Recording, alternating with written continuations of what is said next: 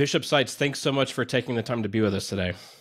Pleasure to be with you all. I think the thing to start with, just with the spate of executive orders and memoranda coming down the pike from the Trump administration over the last 10 days, I guess, wanted to get a sense of, for the ministries that you all are operating in El Paso and near the border there in Texas, what things are like there now. But I'm also wondering if you can give folks a sense of kind of the scope of your ministry to immigrants and migrants, even outside of times when things are in so much flux. Well, maybe I'll just begin there. We, as the Church of El Paso, have been quite involved with attempting to assist immigrants who are coming through and immigrants who live here. That's been a work of the church pretty much from her beginning, right? I mean, we care for people who are in greatest need, and that would certainly include immigrants practically through history. Here in El Paso, until fairly recently, we were operating 5 shelters. One was at my pastoral center. Now, these shelters, the primary work they were doing was receiving people who had been vetted by Border Patrol. They turned themselves into Border Patrol, asking for asylum, and then they assured the people who interviewed them for Border Patrol that they had a reasonable claim for asylum that could be pursued in the United States.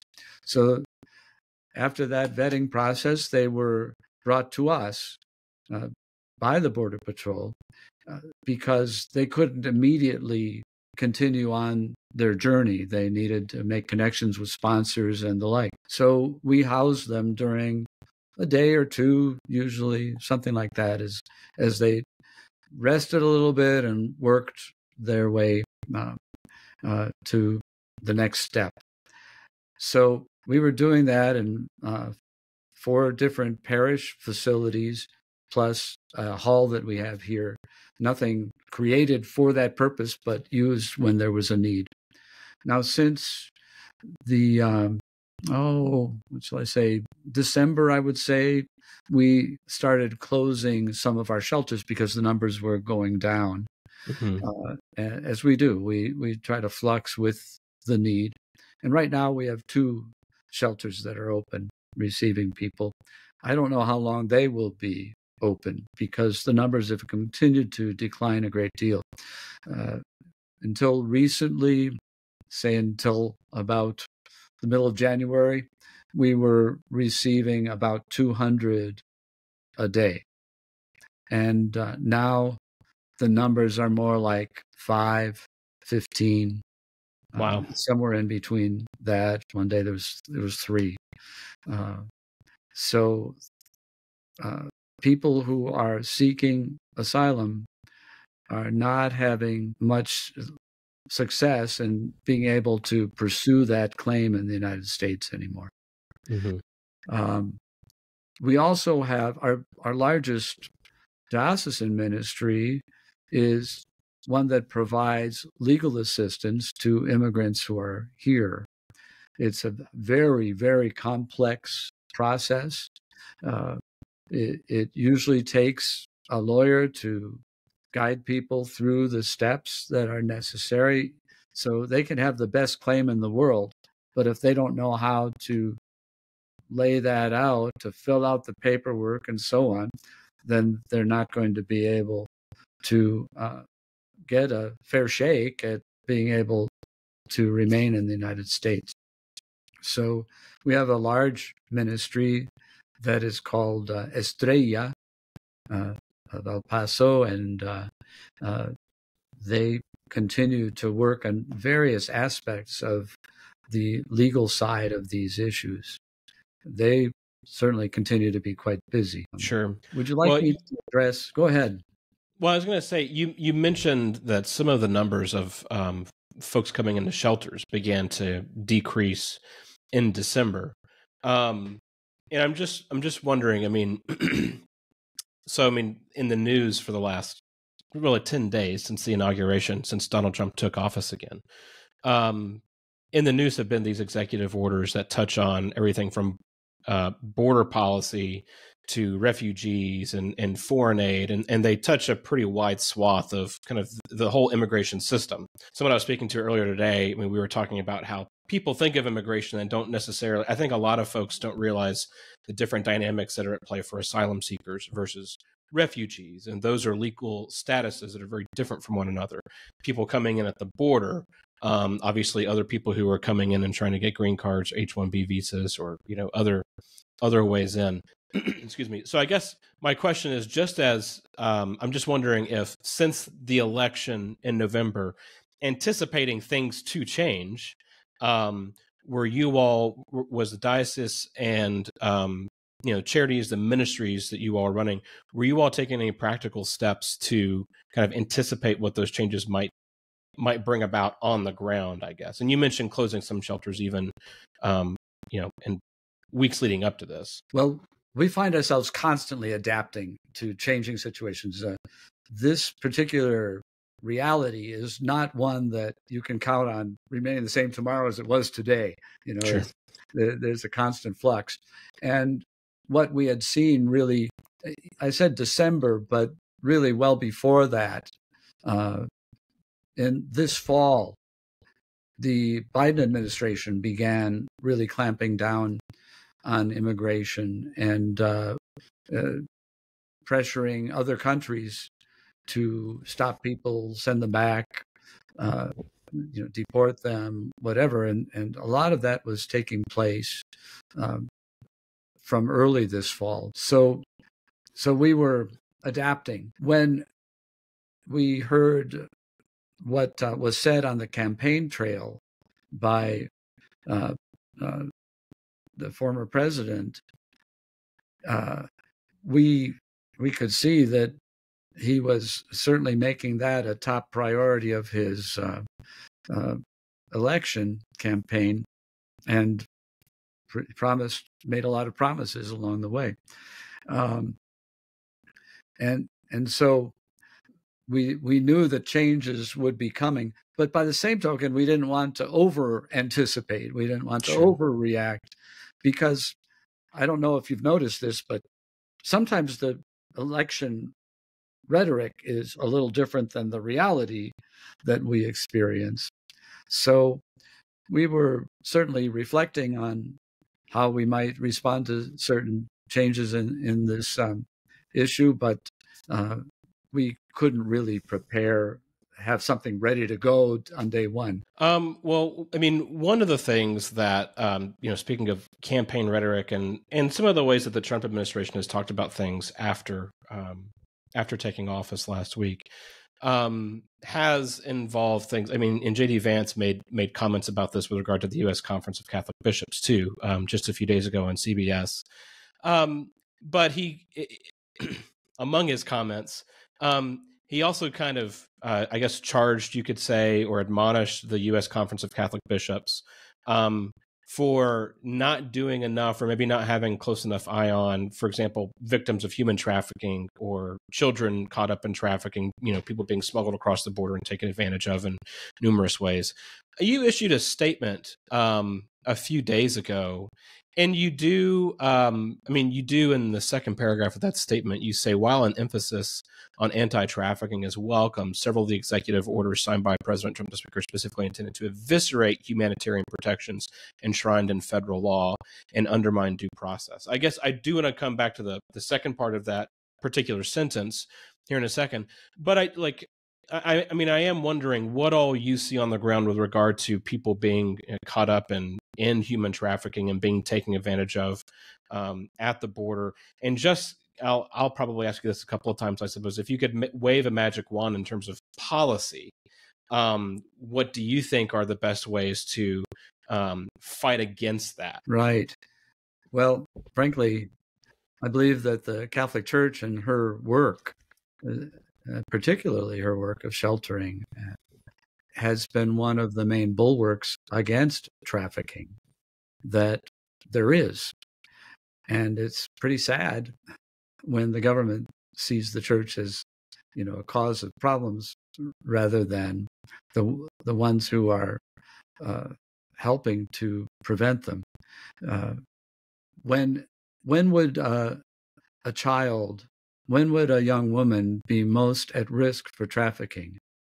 When they're in a shelter safe from outside influences, helped to avoid a situation of desperation, or when they're left on the street, when they're left with no one, when they're stuck at the northern border of Mexico, where crime is rampant and organized crime has its way. What's the most likely situation in which a person might be trafficked?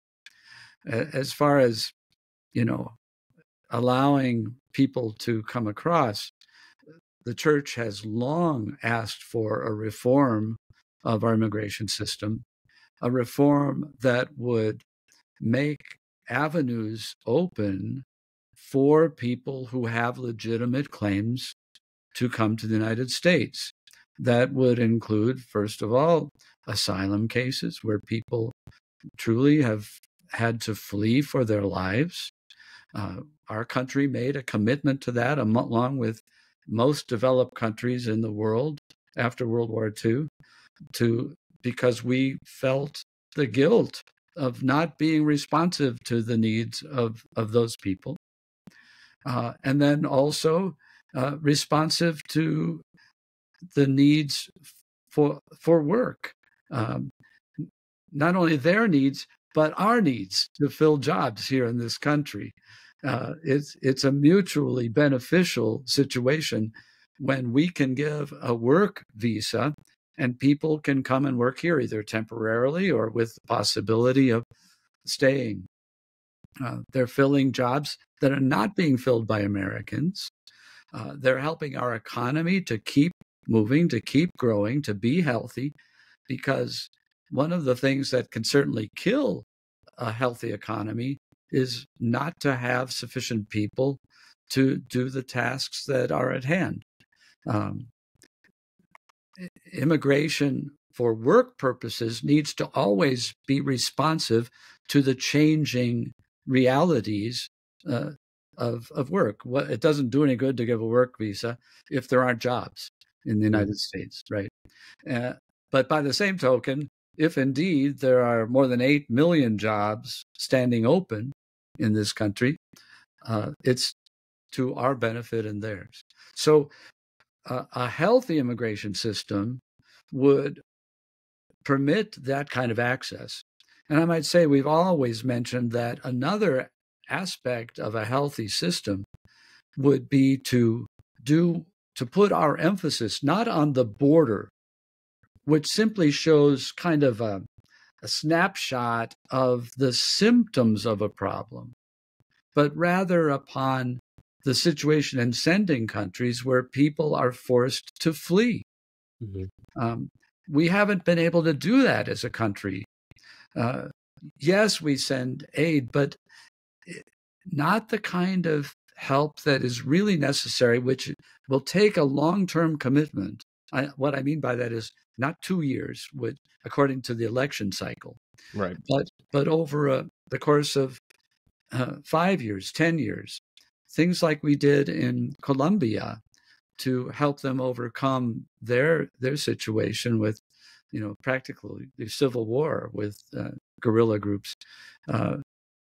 We can do things that really help to stabilize countries. We've certainly done a lot to destabilize, unfortunately. Mm-hmm. Our government and then also our appetite for drugs, frankly. Yeah. So the statement that I read a few minutes ago that began with speaking about the trafficking situation. Maybe you're trying to touch on that now, but you say that the Trump administration with some of these, executive orders are intended to eviscerate humanitarian protections enshrined in federal law and also undermine due process. I wonder if you could just kind of expound on the undermining of due process. I'll just let you kind of respond to that. Well, I guess the most immediate example of that is the plan to do mass deportations, as they're referred to, right?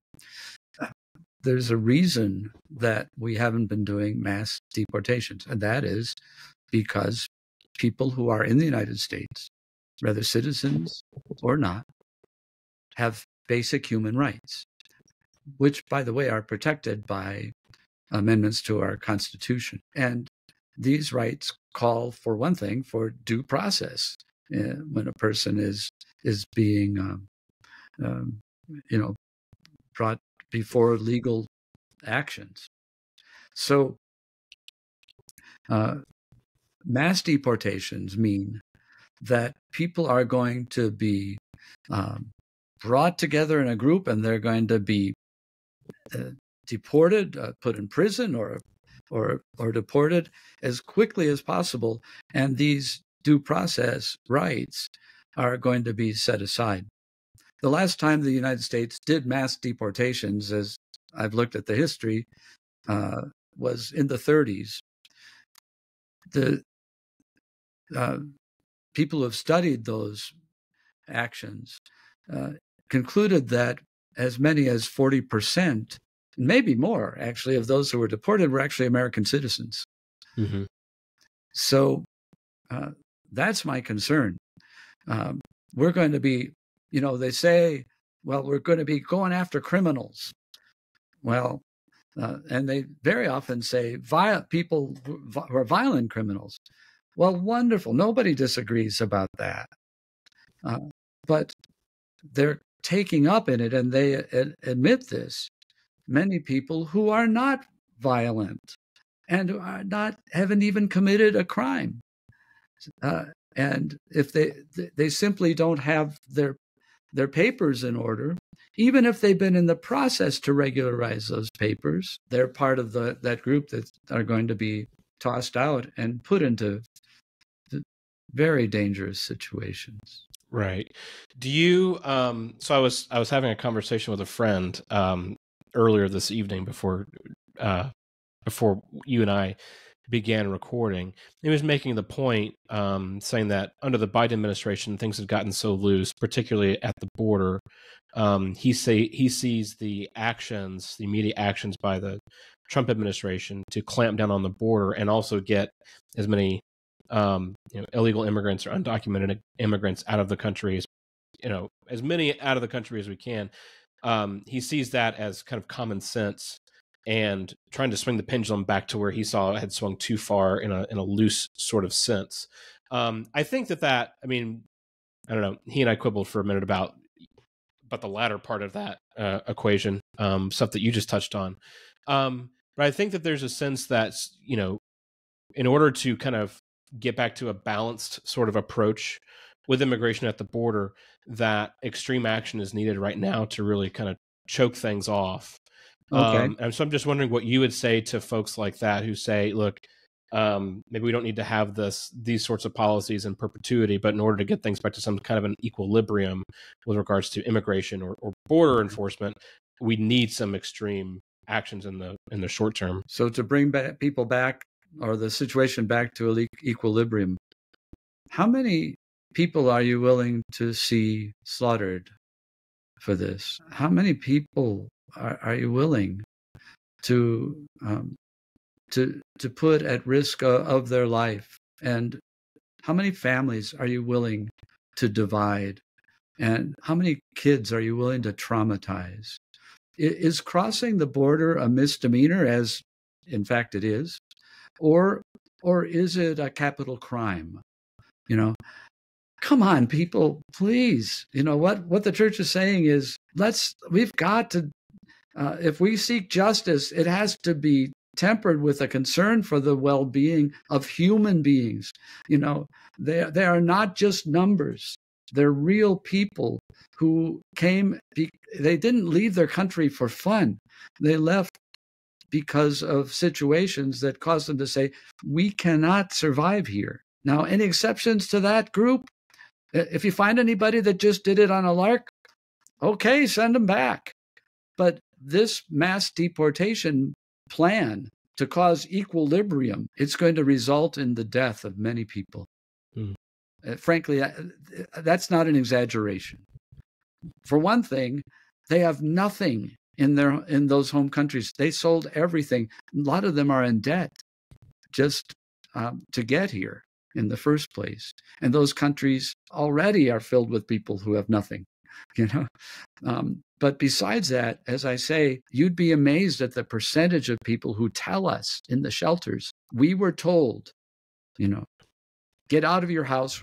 The gang wants to use it, you know.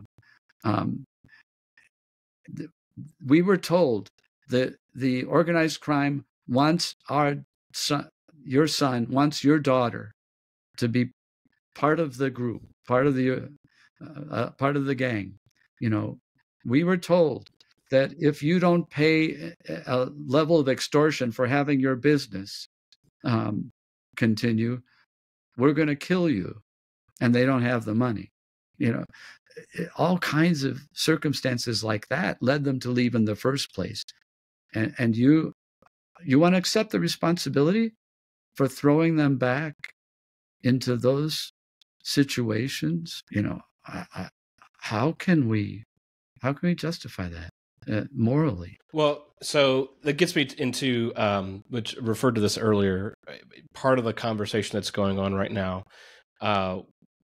J.D. Vance, Vice President J.D. Vance, made some comments to CBS News last weekend. Again, kind of, I guess, admonished or criticized the U.S. Conference of Catholic Bishops, one of the groups that you are, work very closely with. Obviously, you're, I guess, an officer or at least the chair of the committee on migration. On migration, right? So, I mean, basically said the U.S. Conference of Catholic Bishops ought to be maybe a bit concerned about lining its own pockets, using money from federal grants for refugee resettlement and other programs.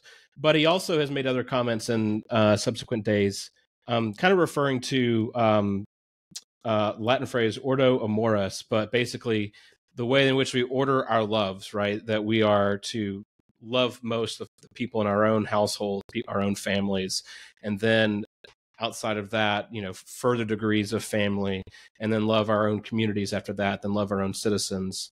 And then after that, we can love or have more concern for people outside of our own boundaries. But making the case that this is actually part of, small o Orthodox Christianity. And this is a way to order our loves. So I'm just wondering, A, your response to that, that sort of a formulation. And then B, I guess a larger question is the degree to which, I don't know, comments like that toward the U.S. Conference of Catholic Bishops, is it dividing Catholics right now in the U.S.? I mean, immigration is one of those hot button issues that it's always divisive when we talk about it, often is divisive in and of itself. But I'm wondering if that just is, for a person in your position and other U.S. Catholics, is that kind of an extra measure of divisiveness? Is that a helpful way to kind of talk about some of these issues right now? Yeah, well, I'd like to talk with the vice president and inform him, because I don't think he's well informed, apparently, about the work that the Catholic Church does for the poor. If the federal government decides that the church is capable of assisting people perhaps more efficiently and better than the federal government can, if we're doing something that is a responsibility accepted by the U.S. government to resettle refugees who have no place else to go, and if we're spending money to do that, is that lining our pockets, or is that in cooperation with the federal government helping the poor and helping to see that when they come here, they can make a smooth transition and not be on the dole or something like that? That's what we do, and yes, it costs money, but it's a commitment the U.S. government made, again, after World War II, to be able to help refugees who have fled war, fled famine, and have no place else to go. There's a very careful vetting process and so on. But to take a Catholic group or another NGO, you name it, and say, well, by helping the poor, they're lining their pockets. I don't know where that comes from. As far as the Ordo Amoris, certainly no one would disagree that you have a primary responsibility to serve your most immediate family and then the community around you. But I think one mistake that people make in understanding the teaching of Jesus is to think, okay, as long as I'm loving them, then I'm fulfilling his will. But there's a real problem with that in the gospel. Let's start with the parable of the Good Samaritan. Was that guy that was waylaid on the side of the road a member of the family of the priest, the Levite that passed by, or of the Samaritan who stopped? I don't think so. That wasn't the point of the story. Mm-hmm. He was answering a question, by the way. It was, who is my neighbor? He was asking the exact question that Ordo Amoris is addressing. So while we have certainly an even greater responsibility to those who are close to us, it doesn't mean we can ignore the needs of people who are around us more broadly. And the fact is, we're the wealthiest nation on earth, and we spend a lot of money, Michael, on things that are pure luxury. I cannot buy the notion that, we can't even take care of our own. That's baloney. Mm-hmm. We really can, and I think we have a responsibility. Our nation has believed it had a responsibility, at least until now. I don't know how much you follow the work of Ross Douthat, a New York Times columnist. He was on one of our other podcasts earlier this week with Jonah Goldberg, and made the point. He was talking about politics, but I think this carries over to conversations like this too, that are both political but broader than politics. But he made the point that one of the dynamics at play in the 2024 election, and kind of the state of where we see things in the early days of 2025, is that in many ways Democrats lost some of the culture wars with this election. This election was, people talk about vibe shifts, quote unquote vibe shifts. And this election was a vibe shift. But Ross Douthat really kind of pinned it down to, no, Democrats or progressives or liberals or who, whatever group you want to call them, lost culture wars or lost some of the culture wars. And this is kind of the splash after all that happens.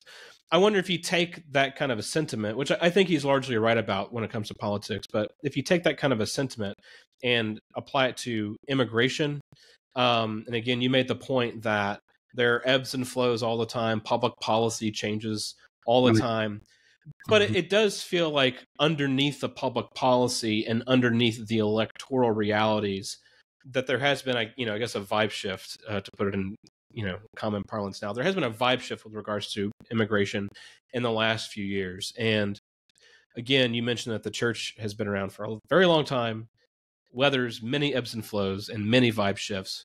But just kind of, with the moment that we're in right now with regards to immigration, how do you, do you think that's a fair way to put it, about there being some kind of a culture war or cultural shift, vibe shift, whatever? I mean, what do you make of the next few years as far as how some of these conversations will go, or public sentiment with regards to immigration? Yeah, well, I think there has been a good deal of shift that we're seeing. I don't see that by any means as a final direction for our country. One thing that I think that the possibility of change is very great. I think that people have received a lot of bad information, frankly, and I trust their inner goodness, the inner goodness of my fellow citizens, to be able to say, we need another look at this. If we can somehow help to correct the narrative, the one, for instance, that says they're all criminals, they're all drug abusers or rapists, or they've been spoken. Immigrants have been spoken of in such broad, general terms that I think it's really affected the way that people look at them. So we've got to work to help people to know the immigrants that live next door, and in their communities, because I don't think they'd feel the same way if they knew them. And even the statistics show that it is an extremely small percentage of immigrants that have committed crimes. In fact, immigrants commit fewer crimes than native-born people. Studies have shown that more than once. So, I also, frankly, I do see it as a challenge to the church, because we see that we have to draw people closer, and we have to be more effective in getting our message out, because I think that, the church's voice has been really dampened quite a bit in our day, and so we have to announce the good news again. We have to get that word about love and mercy out there. As I say, the church, we certainly accept that there needs to be borders of nations. We accept that and believe very firmly that there should be an orderly process. But we think people have the wrong impression about the impact of immigrants in our country. I think there's something really fundamental here about the way we look at our fellow human beings, frankly. Do we see people as primarily a burden, and that the more people, the more problems? Or do we see people as the greatest treasure that we might have in our midst? And so when we import goods, we have no problem about that. We want free trade, But when people, well, maybe not anymore with the new presidential administration. Not so free anymore. True enough. We'll see how that all works out. But somehow we see things as beneficial and people as a problem, and that's a problem. So I guess ask probably an obvious question. The whole ethic of America first, that we must take care of our own before we can take care of the outside world. I guess you've already done this to some degree, but how do you respond to that particular proposition? Yeah. Well, I'd love someone to propose to me a plan to arrive at utopia. Somehow, I just don't think we're going to get there. It's not part of life in this world. And if you keep putting off your charitable work on behalf of those who are most in need, then you're never going to get to it, and you'll never be living the gospel. Besides that, if you want to talk to people who maybe aren't people of faith, I think you have to say you'll never get to a point where this world might begin to be a place where divisions are ended, where people live in some degree of harmony, unless you're going to be caring for those who are most vulnerable and in need. If you just care for the rich, and the powerful, if those are the only ones that count, we're all in trouble. Hmm. And do you, I mean, draw distinctions between in everything that you just mentioned, drawing distinctions between the role of the church in doing that versus the role of the state? So I think that's another, counter argument to some of that too. Is it's someone, and perhaps it'd be a Vice President Vance, I don't know, but might look at the church and say, that I can get along with that for the church, but in terms of state policy and the state, policy has to be crafted in such a way that we can't really involve ourselves in some of those questions. Let the church do its work. Yeah. Well, a couple of points there. First of all, if something is true, whoever learns that truth is going to benefit from it, right? And whoever practices it is going to be better off. So I don't care where you get it. You can find it wherever you want. But if the teachings of Jesus have the ring of truth, then you better pursue them for your good, for the good of your state, for the good of the world. So that's, I think, an important part of the message. The church has always been seen in our country as a benefit to the well-being of the nation. Go back to the Federalist Papers, and the church can continue to serve in that role, and also, I think, as an important check on some of our behaviors. One of the roles of the church is to be a conscience for people when they act in terms of their life in the state, to attempt to do some kind of schizophrenic separation where that's the stuff you do in church and this is the stuff you do in your life is untenable for a Christian. And pretty much for anybody who is a believer. Bishop Seitz, thank you again for taking the time to talk through some of these issues. Very much appreciate it. So thank you. It's my pleasure. Good talking to you, Michael. God bless. Matthew, thanks so much for taking the time during what I'm sure is a very busy week for you and your team. We appreciate you helping us understand what's going on in the situation.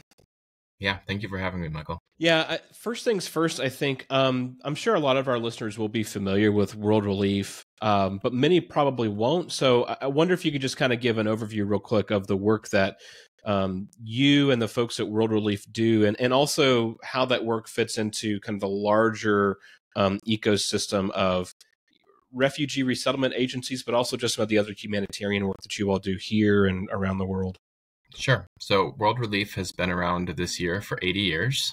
We were started out of a church in Boston in response to a displacement crisis in the days after World War II, when churches in the U.S., connected through the, at that point, newly formed National Association of Evangelicals, wanted to come alongside churches at that point in Europe to help rebuild and to respond to human suffering in the name of Jesus.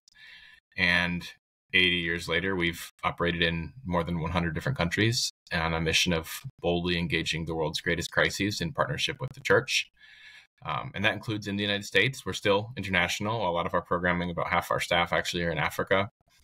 But the other place where we have a large concentration of staff is here in the United States, where we are one of 10 refugee resettlement organizations.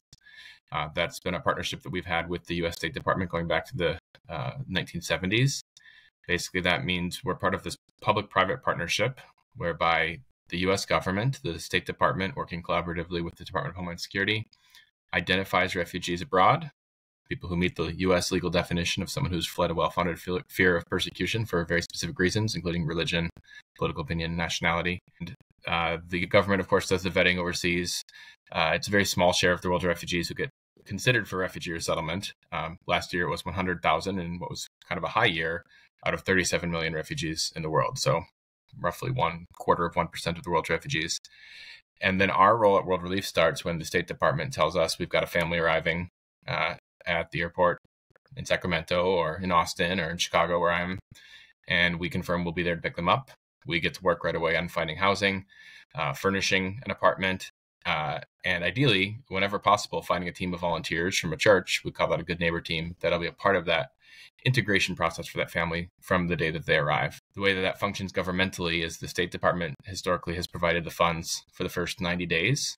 That covers, most importantly, rent. That's the biggest expense. And people can imagine the cost of rent has gone up for refugees, just like everyone else in the last several years, as well as the staffing costs of a caseworker and some other basic expenses towards the goal of getting that family onto their feet within those 90 days and into a job and able to be economically self-sufficient.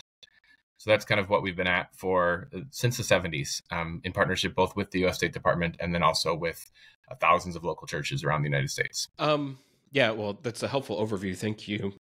I guess, I mean, to start off, we're recording this on Thursday, January 30th. And so the new administration has been in office for 10 days. Suffice it to say, it's been a tumultuous 10 days when it comes to organizations like World Relief and the work that you all do. I guess, I want to get into some of the specifics of particular orders or kind of edicts from the administration a little bit later in the conversation. I guess, Matt, take me through, though. I mean, we've known the results of the election for 2 months. I know you and folks you work with at World Relief and other agencies too that are dealing kind of with on the ground situations with regards to immigration and refugee resettlement. I mean, you all knew that a sea change was going to come. And it's not the first time that you've known changes were going to come. I guess walk me through a little bit, like when you knew that the posture toward immigration and refugees was going to change with the election results in November, kind of what some of the expectations were and how you all were preparing for those, what you all had planned to do, or I don't know, had planned contingencies for perhaps. But then, some of the, I'll get into this a little bit later too, I guess, but some of the decisions that came down the pike last week were over and above some of the things that you all had planned for too. So I guess, again, not all these changes are catching you all completely flat-footed or off guard. The writing was on the wall that changes were coming. What all had you done to kind of prepare for what that looked like and the reality for the folks that you all are serving? Yeah, I appreciate that question, Michael. Unlike 2017, when I think we were frankly unprepared for a refugee shutdown, in 2016, President, at the time the candidate, Trump, said he would suspend Muslim admissions to the United States. And we had some religious freedom concerns with that. And we believe Muslims are made in the image of God and we want to serve them. But it hadn't occurred to us that he would shut down all refugee resettlement. And we knew very well that at that point, the majority of refugees were Christians. In fact, the most common group being resettled in 2017 was Burmese Christians who had fled persecution because of their faith in Jesus. And it just hadn't occurred to us that they would also be shut out. But they were with that first suspension of refugee admissions, January 27th, 2017. So this time around, we were much more prepared for that. President Trump both did that in his first term, but he also said during the campaign he would suspend refugee admissions on day one, and he did. He suspended refugee admissions for 90 days. Under the terms of that order, the president will review that and consider whether refugee admissions should reopen based on the recommendations of the Secretary of Homeland Security and the Secretary of State. And we're doing everything we can and have been doing even before the inauguration, trying to persuade President Trump that he says he values legal immigration, and we do too. He says that, and importantly, refugee resettlement is an unequivocally legal form of immigration. Like this goes back to a law passed with unanimous consent by the U.S. Senate in 1980. President Trump has also spoken frequently about his commitment to standing with persecuted Christians. And we want to highlight for him that the refugee resettlement program is one of the primary ways that the United States government stands with those fleeing religious persecution. In fact, in last year, in 2024, there were 100,000 refugees resettled to the United States, and just about 30,000 of them were Christians who are from the 50 countries where Open Doors, which is a religious persecution watchdog group, says that Christians face the most severe persecution in the world. So we've made that case. Sorry, just for scope, Matt, of those 100,000 refugees who came into the U.S. last year, about how many did World Relief have, direct involvement with? Just around 10% of those, and that's pretty typical year to year. And there are 10 resettlement agencies, so they don't take exactly equal shares of that, but we resettled just about 10% of the total. Okay, good deal. So that's the first executive order. It was disappointing, but not surprising. And we continue to urge President Trump to reconsider and to reinstate the refugee resettlement program consistent with his own commitments after that 90-day review.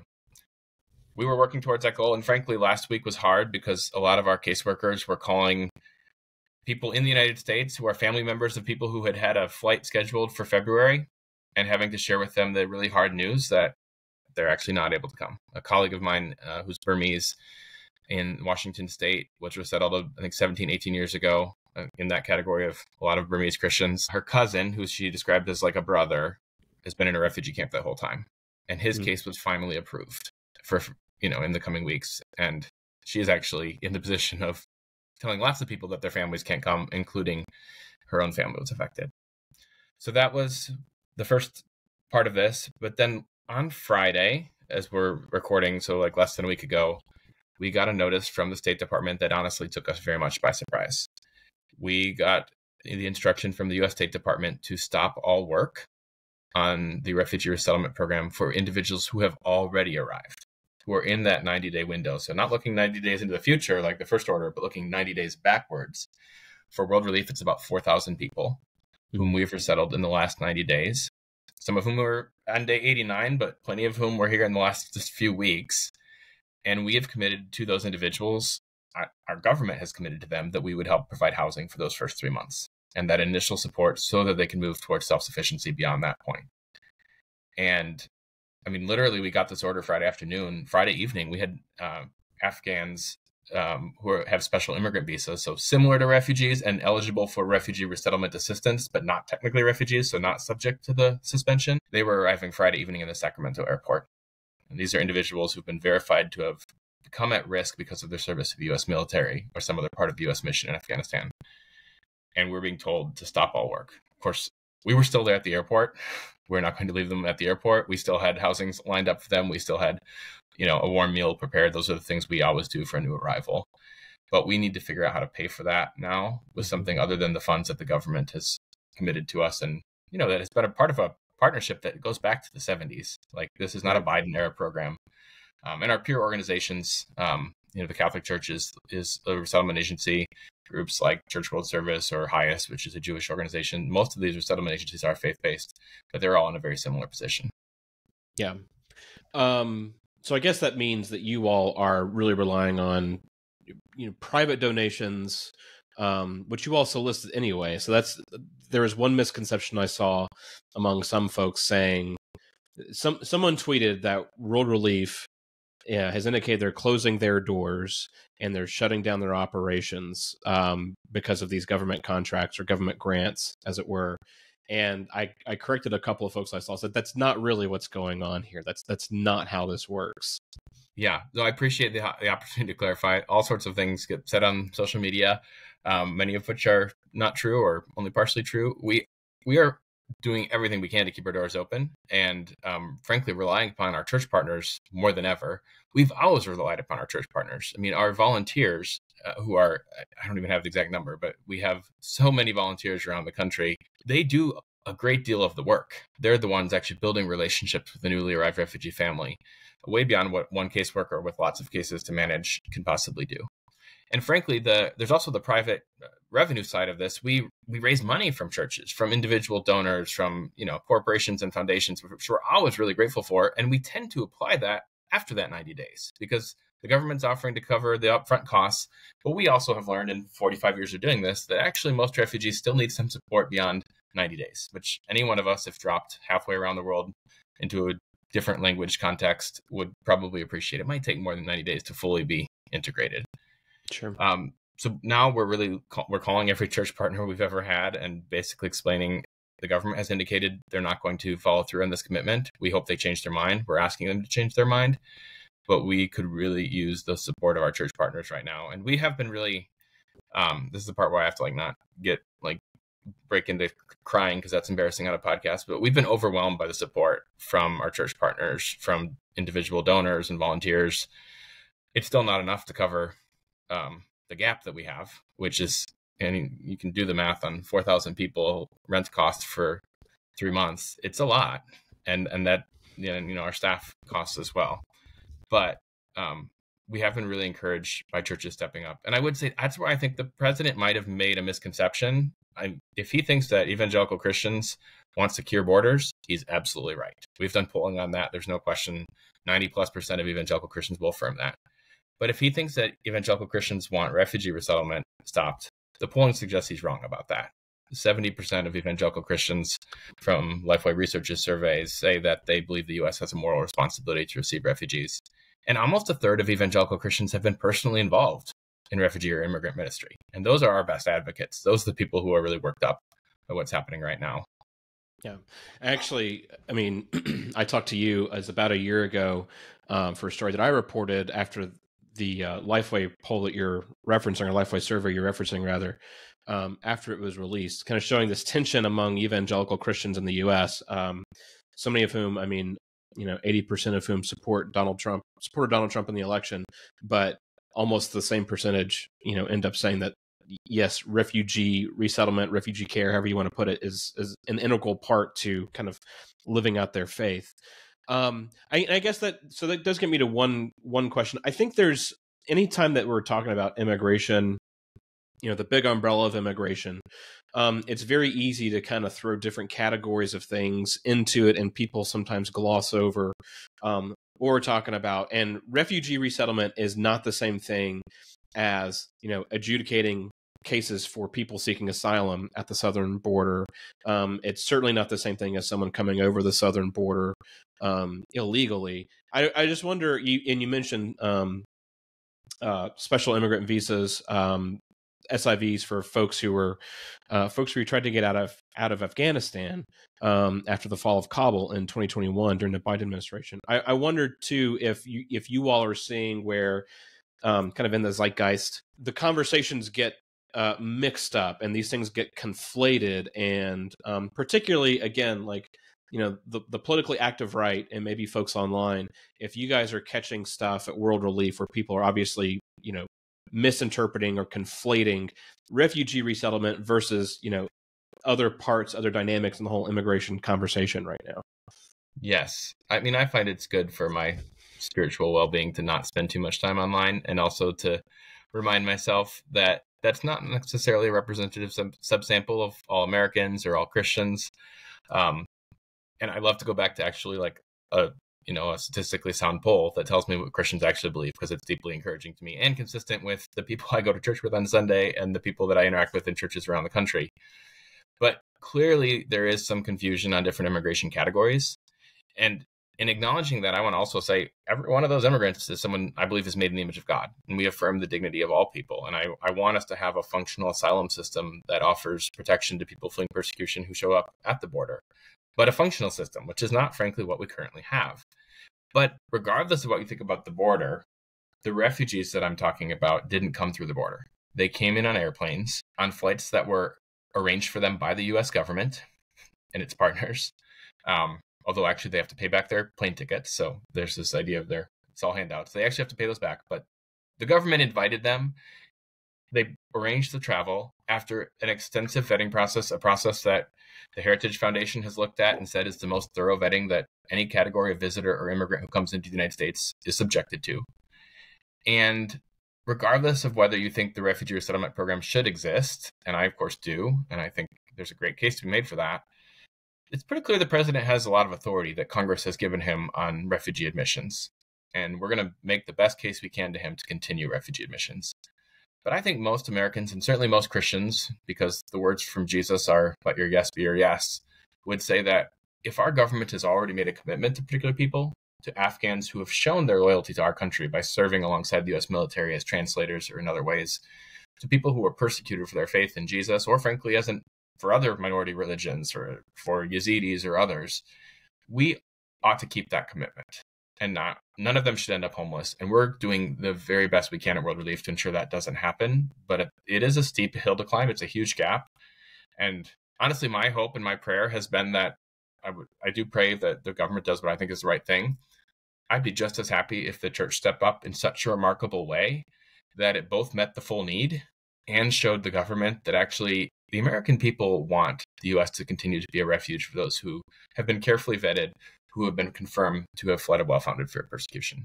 And that they can understand that distinction. We can want secure borders and affirm that that is an appropriate governmental function, and also value legal immigration and protecting people who have fled persecution. You mentioned earlier in the conversation that you all, I mean, again, kind of a flurry of executive actions last week, and then the kind of edict, and it was followed up on Friday by a memo from the Office of Management and Budget pulling back on foreign aid, all foreign aid. And that's what halted the work you all are doing with refugees already on the ground, right? As you and I are... Oh, go ahead. I guess with the clarification, that came from the State Department, because then on Monday there was something from the Office of Management and Budget, which has been confusing to anyone trying to pay attention. So Friday, the State Department said on the authority of an executive order on realigning foreign assistance, which we'd seen and were a little concerned about, especially as it relates to the U.S. aide programs that World Relief operates outside of the United States. We were waiting for guidance on are there exceptions for life-saving programs. And actually, at this point, I'm thankful they have made some exceptions internationally for life-saving programs. We want to affirm that. Thanks, Secretary Rubio, for that. But what was confusing to us is that was also the rationale for shutting down the U.S. refugee resettlement, initial resettlement program, looking backwards to refugees already resettled, which honestly, I guess had never occurred to me that that would be considered foreign assistance because it's people in our country already. But then to compound the confusion, on Monday, there was this much broader order and it was like leaked to the Washington Post and then confirmed to be real, going into effect apparently on Tuesday from the Office of Management and Budget, that affected a much, much broader range of issues than just foreign assistance. I mean, it was like basically all grants to nonprofits. And within 24 hours, that had been halted by a court. And then the Trump administration actually withdrew it. And I had people texting me and posting on social media like, praise the Lord, World Relief Refugee Resettlement programs will be fine. And of course, I was consulting with our legal counsel, and we would love for that to mean we're fine, but we actually don't think that it does. We don't think it means we're back at Friday. We still have an order saying do not serve, that we have to stop work on that initial resettlement program. And until we receive other notice from the State Department, we have to make really hard decisions based on the presumption that that is in effect.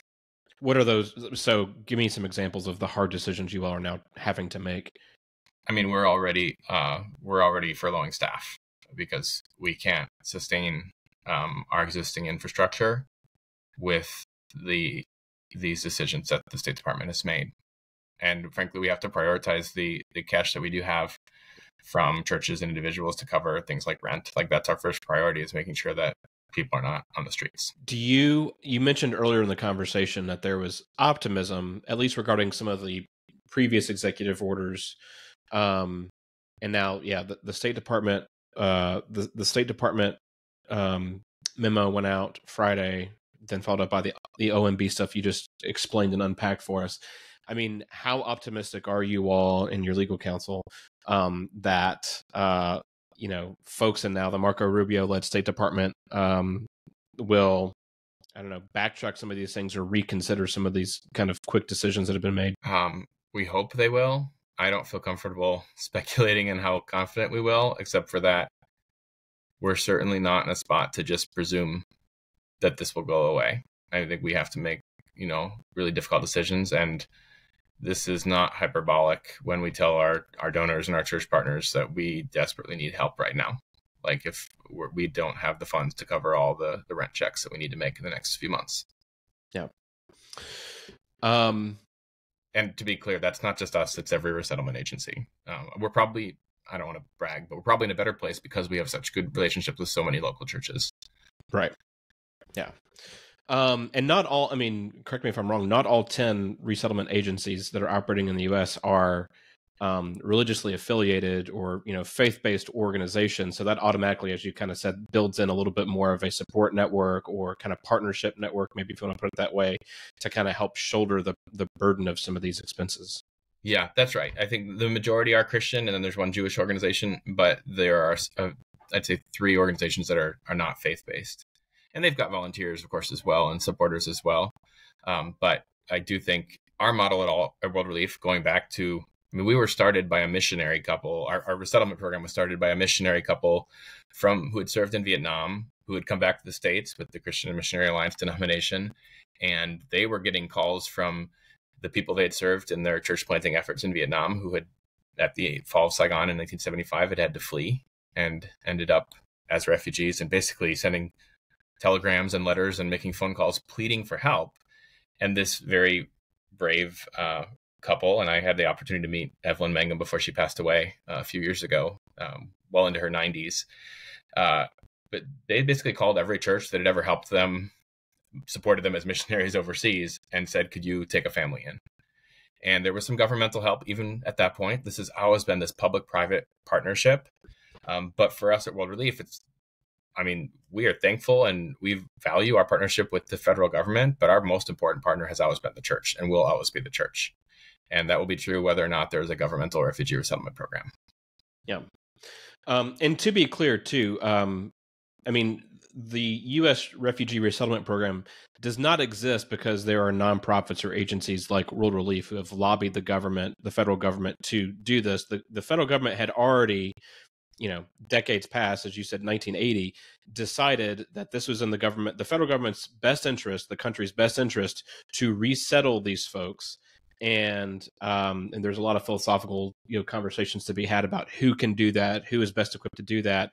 Suffice to say, it ends up organizations like World Relief, the federal government deemed organizations like World Relief the best avenues through which to do that work that it had already decided was worth doing. It was in the best interest of the country to do. Is that a fair?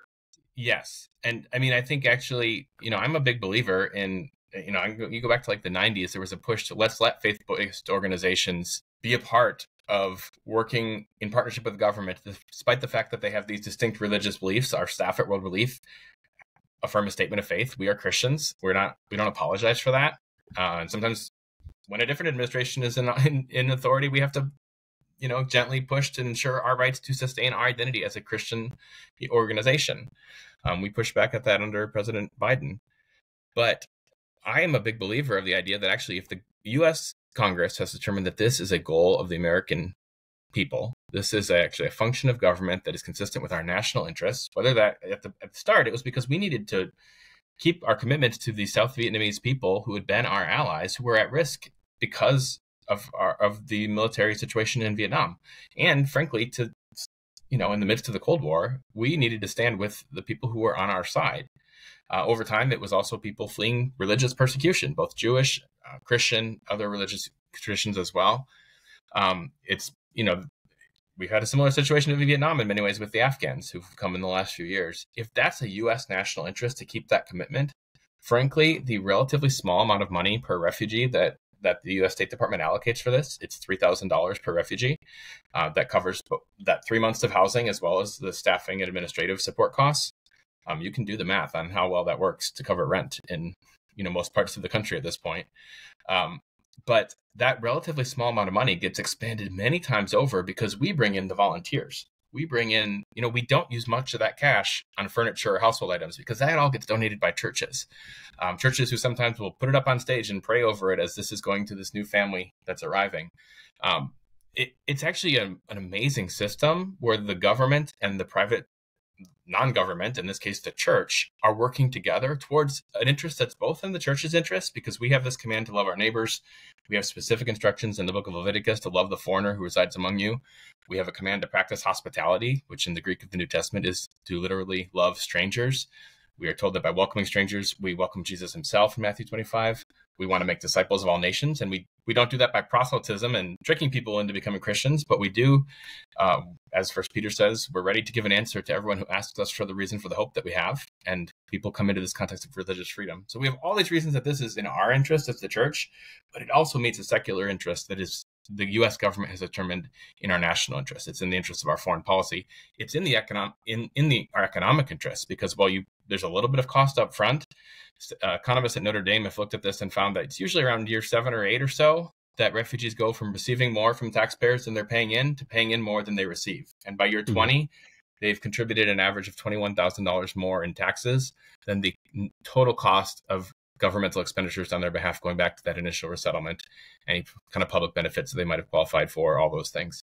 So this is actually a great system. I'm not a big government guy who thinks that everything government does functions well. I think this is actually one of the best things our government does, because it leverages a pretty small amount of taxpayer dollars. And here, the reality is nobody volunteers to help the government run a government program, but lots of people volunteer with their church. And that is exactly how refugee resettlement works.